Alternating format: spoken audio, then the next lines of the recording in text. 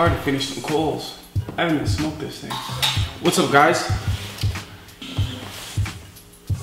Welcome to the first segment of Let's Talk. Let's Talk is a new segment that I just created right now, where I'm gonna be real as uncensored, be the person that I truly am, which is a deep thinker. I think it's because like I'm a Virgo. My friend is a astrologist, and she also said like, because you're a Virgo, you're a deep thinker, blah blah blah. But this is a segment where I'm gonna be real as I'm gonna be myself. I'm gonna talk about things that I think about and things that I love to share with the world that I think the world should know. There's something wrong with my shisha, first of all. Give me a second. I need some more coals. So as most of you guys know, I just got my own studio, which is pretty dope. I don't know if this camera is like focused on me or not, but to be honest, I don't give a shit. Yeah, so this is this is not surprising. My phone's going off. Hello? Yeah, I'm smoking shisha. A few moments later. Hey, I'm recording. Let me call you back in a little bit, okay? Alright, sounds good.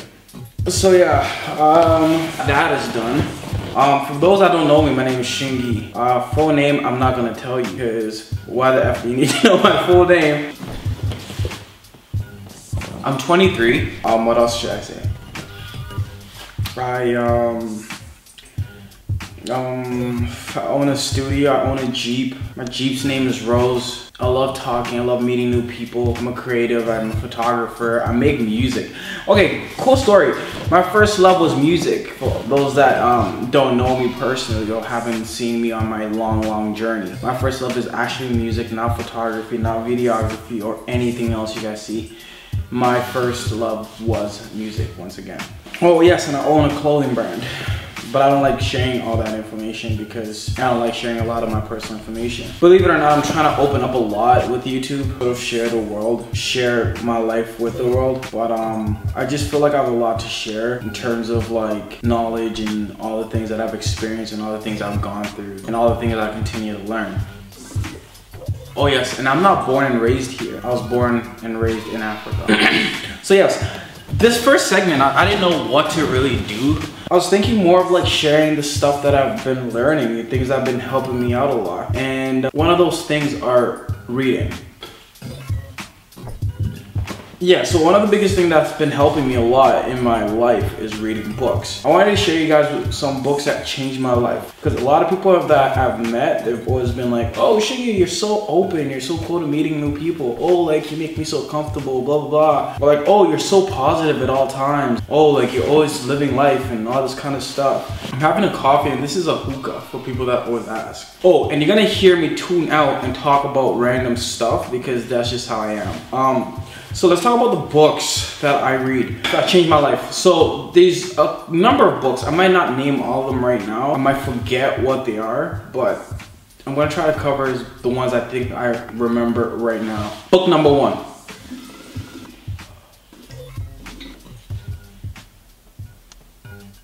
Getting better at these old. So book number 1, How to Talk to Anybody. That is a sick ass book. I've always been somebody that is talkative, that likes talking to people. I can't lie, but I was always afraid. I always had a fear of certain things. For example, talking to girls. That was one of my fears, which is pretty much a fear of rejection.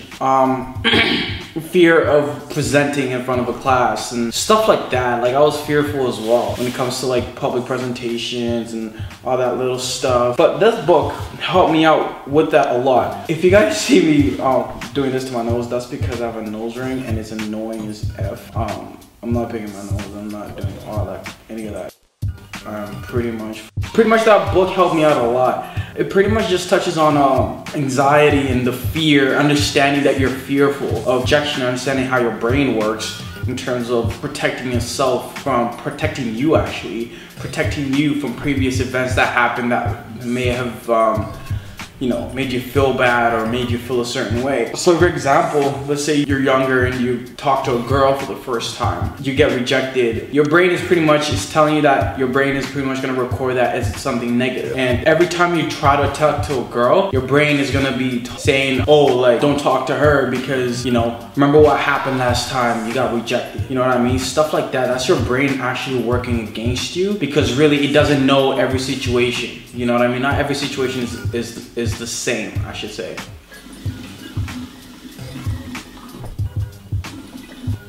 Now, I read a lot of books about the brain and how it works and certain things, understanding certain things, and that was one of the things. It really touched on how your brain could really work against you, but you gotta understand when it's working. So it pretty much just said it's okay to feel anxiety, just not every situation is the same, not everybody's the same. You have nothing to lose if you approach that girl and she ends up not talking to you. Hey man, like, there's a lot of fish in the sea. Get out, be respectful, you know what I mean? Move on, you know, just be a better person in terms of like communication. Not every situation is the same. You get a ton of girls that actually dig you, but if you do not take the leap to sort of talk to them, right, and to tell your brain, no, relax, everything's cool, this person may not be the same, you end up finding the love of your life, you know what I mean? And that is huge, that is big. So that's one book. It helped me actually be able to approach a lot of people. It helped me so much in my growth and everything that I've ever done. It's an incredible book, so I recommend that one. Second book is How to Have a Beautiful Mind. So this book is also really good and really similar, which is dope. And guys, all of these books are self-help books. If you go to your local library, I don't know where you go to like the self-help book, anthropology, psychology section, blah blah. Go to that section and you'll find a lot of these books with similar teachings and stuff. Amazing book. Funny thing is, all these books, some of them I didn't even finish, but I took so much message. Like, it so happens whenever I'm going through something or whenever I want to learn something, I read, the universe sort of gives me that message I need to know to make it click in my head. So for example, how to have a beautiful mind. So this book teaches you how to have a beautiful mind. So for example, instead of you using certain words to be like, no, you're wrong, you could use words like, I understand where you're coming from, but here's my take on it. Do you know what I mean? That sounds a lot better than, no, you're wrong, this is how it's supposed to be. So that book touches on that, and it helps a lot of people be drawn to you. If you are that person that always says, no, you're wrong, nobody wants to mess with you, nobody wants to have a conversation with you. You're gonna just down people, and then they're not gonna be willing to open up and share messages with you, because they're probably gonna feel like you're really strongly opinionated, and that's gonna suck. You're not gonna have a lot of people that are drawn to you, people that want to share stuff with you. So it's very important to watch how you word things, and that book touched on that a lot. And being able to, you know, listen to other people as opposed to cutting people off. That's something I'm continuously and every day I strive to learn. And it's so hard, because when you know certain answers and know a lot, you know, not a lot, like I learn every single day. I don't know, you know what I mean, but I'm always open to learning. But if you're not able to listen to other people, a lot of information will pass you, and that information could be the information that could be, you know, trigger a lot. And a lot of people are very knowledgeable, so like if you actually take this time to like actually listen, even through the things that you already know, they might drop one piece of information that that could actually benefit you. And another thing that I will always say is, nobody needs to share anything with you. Nobody needs to tell you, hey, you should try doing this. Like, you know what I mean? Nobody has to do that. And when they do that, it's because they actually care. You know what I mean? Even a little bit, or it's just because they care. That information does not benefit them, it only benefits you. So that is a really good book. I recommend the world to read that book. Because some of y'all be on some f***ed up shit, bro. Y'all be like on some, yo, you're wrong. Y'all don't know how to talk to people, bro. And it's not because y'all bad people. It's just that you don't know certain things that you say or understand how to talk to people. People have feelings, people have pride, people have a lot of things. So like, when you know, down people, it's not cool. And people don't want to be around you. They don't think you're cool. So it's like, but really, you're a cool fucking person. But because of the way you talk, people don't think you're fucking cool. So that's book number 2. And now there's this one book, the one that I just recently read. And this book is beautiful. It's amazing. Good friend Mikey Mixton, he's a musician. He's the one that recommended this book for me. This book is really good. It's called The Power of Now. I didn't read a lot of it. I read half of it. This book is amazing. It taught me a lot, understanding your being and all this kind of stuff. And guys, I just named the 3 books that I know, but I know there's other books in between that I read that helped me a lot. Because I know there's one book that taught me about self-awareness and understanding yourself and understanding who you are, and you know, not necessarily not giving a shit about the world or what it thinks, but sort of understanding who you are and your place and what you want to be. That book there's another book that taught me that. I just can't remember because my memory is completely shit. This flavor tastes so good.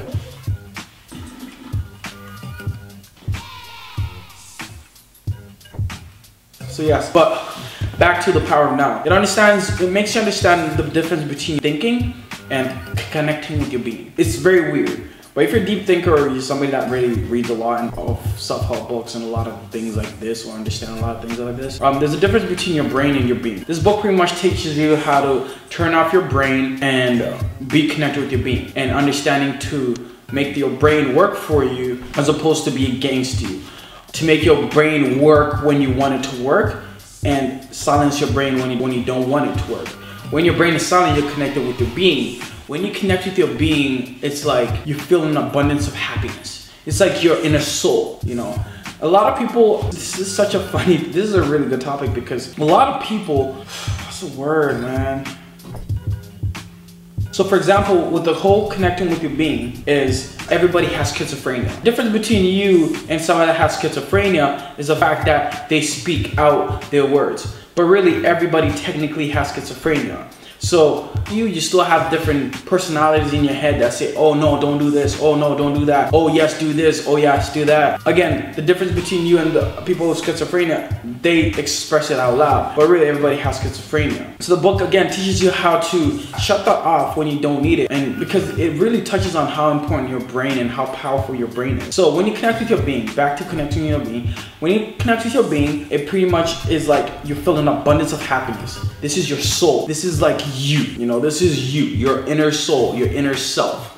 So when you connect with the inner self, you just feel an abundance of happiness. Regardless, no matter what, I don't care what anybody says, you feel an abundance of happiness. You start appreciating everything. Your listening is enhanced. That's when you shut off your brain, you don't think of nothing. You're completely just there. That is the most beautiful feeling ever. The book is really good. And the thing is, I didn't even finish reading the book. I just read a couple of chapters. That's why I'm not basing it on the whole book, but on what I read and how I interpreted it. It is honestly so amazing.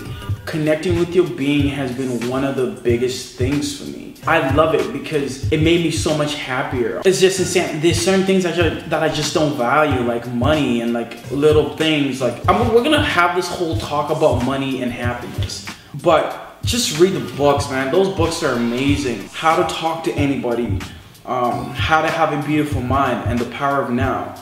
All those books are sort of linked together and all sort of help you in methods, but The Power of Now is beautiful, man. Like, I don't know how to express it.